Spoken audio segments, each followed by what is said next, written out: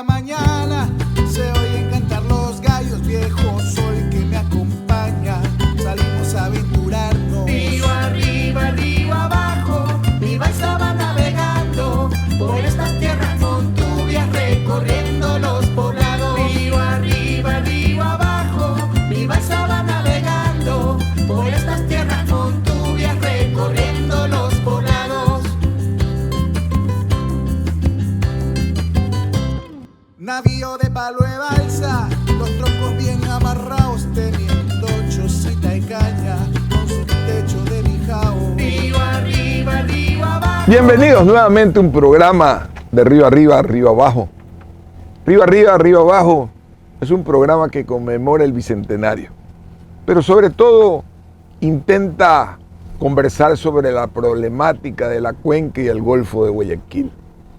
Antropológicamente, los huancavilcas y sus antecesores tuvieron métodos y formas particulares de solucionar sus problemas. Recuerdo con mucha atención una conversación con Schubert Ganchoso, que me sorprendió cuando me decía en su clásica narrativa que en Durán habían unos camellones. Y dije, ¿para qué esos camellones? Sonaba tan particular, tan propio de una ingeniería ancestral, que hoy hemos invitado a Schubert Ganchoso precisamente a hablar de eso que él también define con claridad cada vez que conversamos de nuestra cultura anfibia. Los guayaquileños, los guayacos de esta gran golfo y de esta gran cuenca, somos seres anfibios. Bienvenido, querido Schubert, conversemos de esta temática tan importante, el determinamos como una cultura anfibia. Muchas gracias, Ramón. Un saludo para todos los que nos están viendo y escuchando.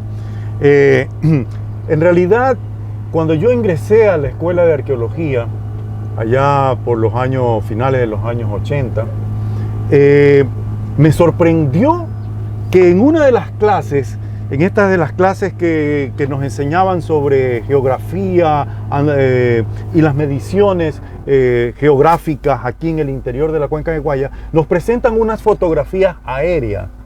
Las primeras fotografías aéreas en blanco y negro, hechas por los años 50, acá de la cuenca del Guayas. Y el trabajo o lo que nos enseñaban era cómo poder observar estereoscópicamente esas fotografías para determinar qué es lo que hay ahí. Y resulta ser de que mi sorpresa y la sorpresa de todos era de que en esas fotografías de la cuenca del Guaya se comenzaban a observar un sistema reticulado, una especie de damero hecho en territorio. Un damero que de aproximadamente 60.000 hectáreas de remoción de tierras. Un ramero reticulado que se lo llama el damero o los campos elevados o campos de camellones para cultivo intensivo en tierras inundables. ¿Cómo era eso y cómo es que nuestras culturas hicieron eso? Bueno, ellos controlaron las aguas. Estas aguas que a veces ahora nosotros decimos, viene un invierno, un niño fuerte e inunda todo y entramos en pánico. Antiguamente eso era una bendición, porque el momento de que se inundaba todo el territorio, se lo atrapaba el agua. Y se creaba zonas no inundables a través de sacar el fango y comenzarlo a poner en lomitas. Por eso es que la cultura milagro se la llama la cultura de las lomas. Y justamente al frente de Peñón del Río, o sea, en el área de Durán, nosotros hicimos todo un levantamiento de estas pequeñas lomas que luego se fueron haciendo cada vez más intrincados, formando estos campos de dameros o campos de camellones de pequeñas elevaciones, en donde se hacía agricultura intensiva. Es decir, en invierno se podía sembrar en la parte alta de estas pequeñas mesetas. Así y por el otro lado estas profundidades que se producían retenían el agua. Entonces se creaban todo un sistema reticular donde circulaba el agua hacia el interior. Actualmente nosotros tenemos bombas de agua para picar el agua del río hacia las arroceras. Antiguamente se aprovechaba eran los inviernos para que entre toda esa agua a estas zonas inundables y se la bloqueaba el agua y se construían estos muros o campos de camellones de cultura intensiva, porque a medida de que el agua iba escurriendo, se iba sembrando, y obviamente en todas estas pozas se hacía cultivo ictiológico, ¿no?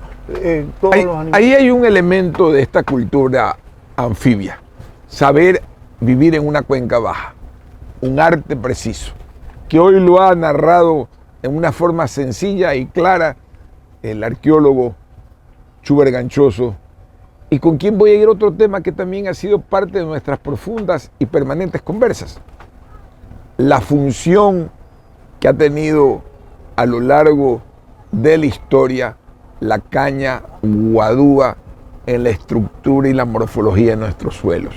Tú por un lado has usado la caña guadúa para instrumentar música, pero por otro lado esta caña guadúa ha tenido que ver y se ha vinculado profundamente como la balsa en esta cultura anfibia. Claro. Coméntanos la relación de la caña guadúa y la balsa con nuestra cultura anfibia.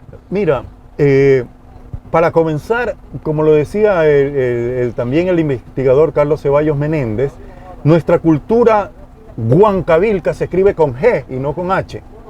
¿Por qué? Porque la mayoría de los elementos que de la cultura que sobreviven de la cultura antigua todavía tienen este apelativo: guasango, guachapelí, guatusa, guadúa. La caña guadúa y su terminología que deviene de estas voces antiguas siempre estuvo presente en la conformación de la cultura. La cultura que excavó Karen Stotter, por ejemplo, en los años 60, en la península, la cultura de Las Vegas, de donde existe el famoso enterramiento de los amantes de Zumpa. El mayor hallazgo, el más antiguo hallazgo. El más antiguo hallazgo. Antropológicamente el más antiguo. Así es. Pre la cultura Valdivia. Pre-Valdivia, pre-cerámico. Entonces, pero en esa cultura ya Karen Stotter comienza a ver de que existían estos refugios, entre comillas, que llamaban, con improntas de caña. O sea, estamos hablando que hace 12.000 años atrás, desde el presente, ya existían el uso de la caña para crear refugios en la cultura de Las Vegas. Ahora, sigamos con esta cultura hidráulica, el entendernos que somos agua. Cuando se habla de anfibio es agua. Y te decía la balsa, como decimos los montuyos, ¿qué papel ha desempeñado antropológicamente en nuestra historia? Claro. La balsa está tan ligada a nuestra cultura del río desde tiempos precolombinos hasta los tiempos contemporáneos, digámoslo contemporáneos a la edad de nosotros, Ramón. Siempre ha sido el vehículo a través del cual hemos viajado, subidos en balsas. Nosotros aprendimos a bañarnos en el río con flotadores de balsa.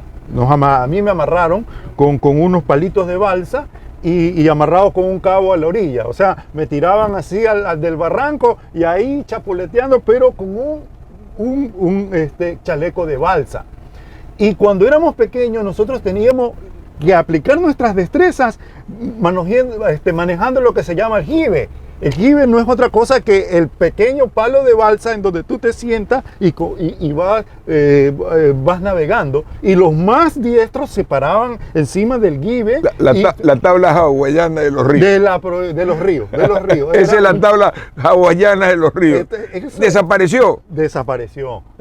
Ahora hay el kayak, ¿no? Sí. Entonces el kayak, bueno, pero lo que hacen ahora en kayak nosotros lo hacíamos y no solamente sentados, sino de pie, con un pedazo de caña y parados en un jibe. Ya me has vuelto chiflado. Voy a mandar a ver un tramo gigantesco de eso y vamos a hacer un par de estos kayak hechos de balsa y le vamos a decir al comandante Camilo Delgado que nos fabrique con ingeniería un proyecto tan interesante como ese. Parece una broma, pero así nace en el reconocimiento de la estructura del pasado, las posibilidades de navegar. Claro. Mira, un gran tronco de ¿cómo se llama? De balsa podría servir para, ya con los métodos de tecnología, hacer los adecuados cortes y tener una navegabilidad especialísima. Con palo de balsa, así lo hacíamos, hacía nuestra cultura. Y de hecho hay cerámicas, hay figurines cerámicas de la cultura jamacuaque, de chorrera, de indígenas andando en estos troncos. Es decir, hay registros cerámicos del uso de la balsa aquí en nuestras culturas. Ahora, una cosa que es muy importante, que con las últimas, bueno, ya de hace algunos años atrás, sabemos que existe una diferenciación entre la navegación huancavilca de la navegación chona. Es decir, la navegación huancavilca es la navegación de mar. La navegación chona es la navegación del interior de los ríos. Es decir, en esta balsa donde nosotros estamos es una balsa propia chona del interior que somos los montubios los que heredamos esta tecnología en la que estamos navegando ahorita. Pero luego, cuando esta balsa baja y pasa a Guayaquil y comienza a meterse al mar, cambia la tecnología, se la adapta, se le pone una proa, se le hace pecheras. Sin embargo, los huancavilcas también estuvieron en estos ríos. Así es. Y fueron parte originaria y consecuencia de los daulis. Ahí hubo la cultura, hay un encuentro entre la daulis donde nace pues precisamente toda la leyenda de la Carchi. La María Caichi Chonana. La María Caichi Chonana, que tiene que un encuentro, un influjo y que tiene que ver con el agua. Así es. Inclusive nuestros dos grandes mitos religiosos del Daule tienen y están conectados con esta cultura fluvial. Con la cultura Tanto fluvial. La niña Narcisa como nuestro famoso Cristo Negro, que entró, fue un encargo que trajo un español que explotaba ya por el siglo XVII, a principios del siglo XVII, unas fincas y se trajo un Cristo que se transformó en negro. Y vino por este río, casualmente por este cauce. Por donde estamos nosotros, por aquí circuló esa procesión fluvial que llevó al Cristo Negro. Vamos a un corte comercial, recordándoles que este programa se transmite con el auspicio del Colegio Alemán Humboldt y Fundación Garza Roja. En el siguiente segmento conversaremos con Schubert Ganchoso sobre el sombrero de los 1000 puntos, que tiene que ver mucho, pero mucho, con la luna y con el agua. Ya volvemos.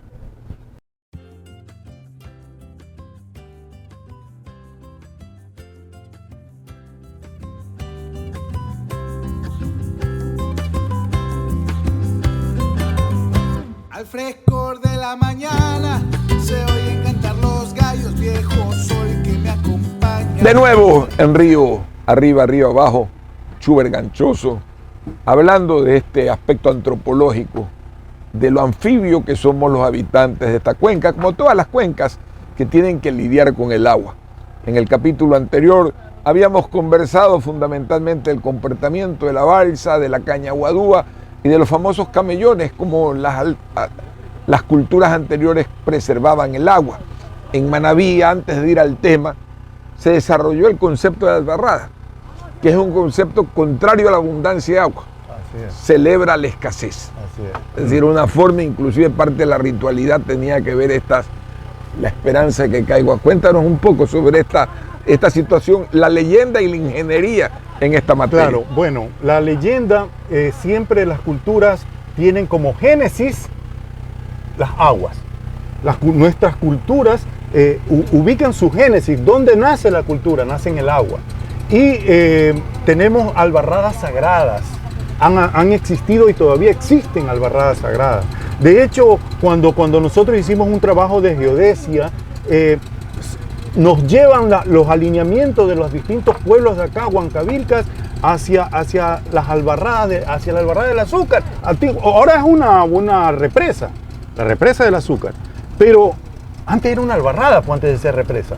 Y cuando uno mete esa geodesia, se da cuenta de que existen las comunas alineadas a ese punto. Hay otras albarradas, célebre la de Muey, por ejemplo, que es la albarrada que está acá cerca de Salinas.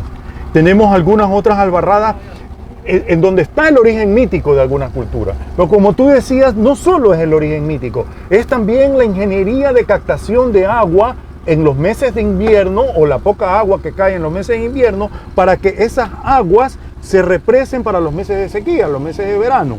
Y están tan bien hechas porque no solamente es un agua de caída superficial, sino un agua de escorrentía subterránea. Eso es muy importante porque se maneja la escorrentía subterránea para crear estos reservorios de agua, que luego se servía, o sea, no se dañaba esa agua tenía que conservarse limpia, porque de ahí se alimentaban los animalitos, el ser humano, y se hacían los pequeños cultivos alrededor de las albarradas. ¿Cómo conservaban la calidad del agua? En primer lugar, no se metían a los animales allá, se sacaba el agua y se la transportaba hacia los lugares donde estaban los animales. En segundo lugar, existían estos sembríos alrededor de la albarrada que de una u otra forma purificaban el agua. Y en tercer lugar, había también cultivo ictiológico. Habían peces y habían tortugas, que son los limpiadores naturales del fondo de las albarradas. Las tortugas y peces especiales como el chame en Manabí. En Manabí el chame hasta ahora se lo sigue cultivando y se lo sigue comiendo, el chame. Pero el chame es un limpiador de todo este cultivo, ¿no? Entonces, las albarradas tenían todo un biotopo o todo un círculo completo de vida, que era una filosofía para nuestra cultura, ¿no? Estamos hablando sobre las albarradas, en general de la cuenca del Guayas, o de Guayaquil, como la prefieran llamar, y cómo se ha mantenido esa tradición, sobre todo en Manabí, su definición de sagrada, su definición permanente de ritualidad y su simbolismo. Y nos comentabas un poco cómo hacían para que precisamente estas aguas no se degraden en el verano. Claro. Era de a poco. El agua en las albarradas se sostenía porque existía una escorrentía interior. Siempre estas albarradas están colocadas saliendo de los cerros de la cordillera Chongón-Colonche. En la cordillera Chongón-Colonche existe en los meses de verano lo que se llama la camanchaca, le dicen los técnicos, que realmente es la bruma de mar. Es decir, son las nubes que se elevan en los meses de verano y que arriba en la cordillera Chongón-Colonche se condensa el agua y se mete en los cerros. Y luego esa agua escurre por el interior de la cordillera Chongón-Colonche y en distintas partes aflora. Ese afloramiento es aprovechado para hacer las albarradas. Estas albarradas, por eso existen albarradas a lo largo de las vertientes o la caída de la cordillera Chongón-Colonche. Entonces, en los meses de verano, esta escorrentía continúa con menor precipitación y sostiene entonces el nivel hídrico de las albarradas, las que eran aprovechadas para hacer estos cultivos de verano y obviamente para el cultivo ictiológico de las distintas especies que son barrenos, es decir, las especies que limpian las albarradas, como son las tortugas, como son el chame, el bagre y todos estos peces que te mantienen limpia Por eso la gran tradición del chame en Manabí. Yendo para quizás uno de los capítulos más interesantes, el sombrero de paja toquilla. Hay varios y variados. Usted encuentra un sombrero de paja y toquilla de $4 y puede terminar en un sombrero de $2,000, $3,000. Así es.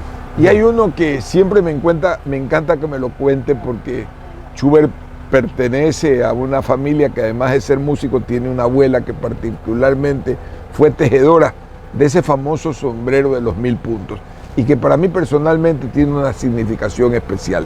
Para concluir este programa, Schubert, cuéntanos un poco sobre ese sombrero tan especial y particular.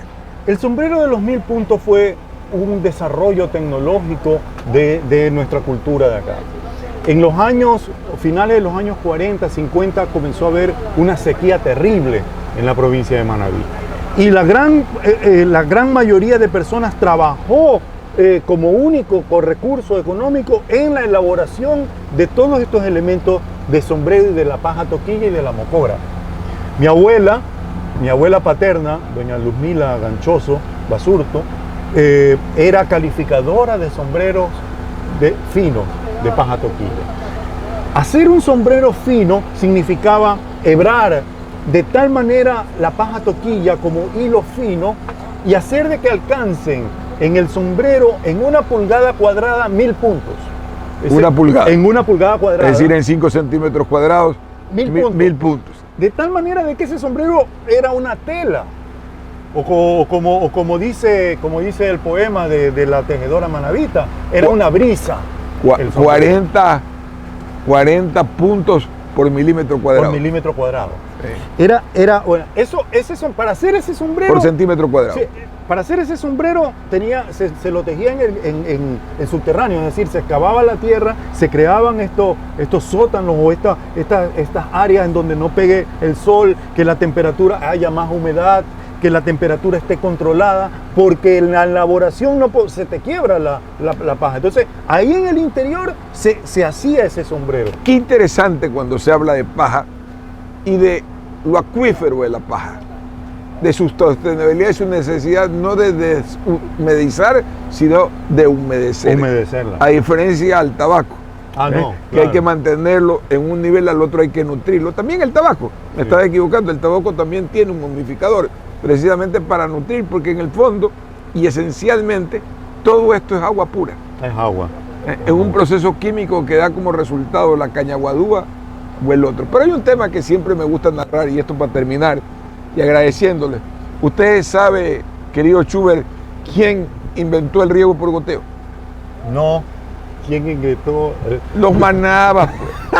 Mira, hay una... A ver, ¿y por qué? ¿Cómo le dicen al mate los manabitas?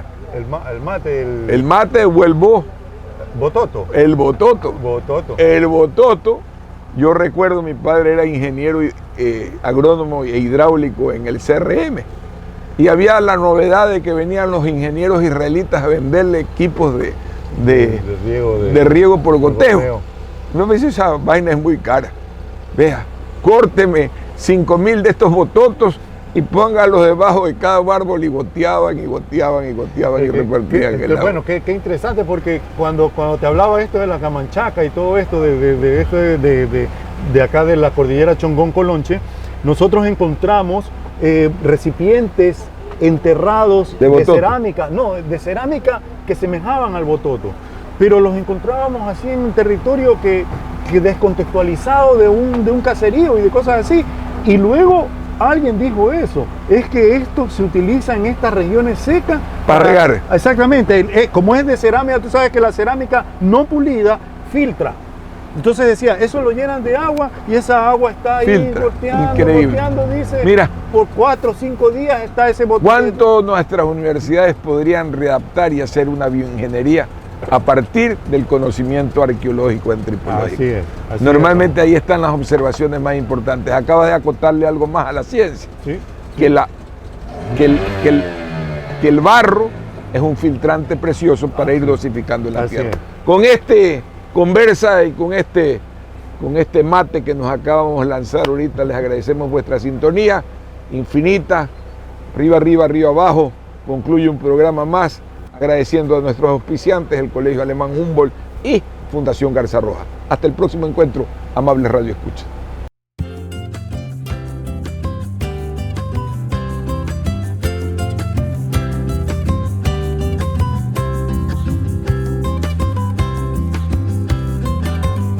Al frescor de la mañana se oyen cantar los gallos viejos, hoy que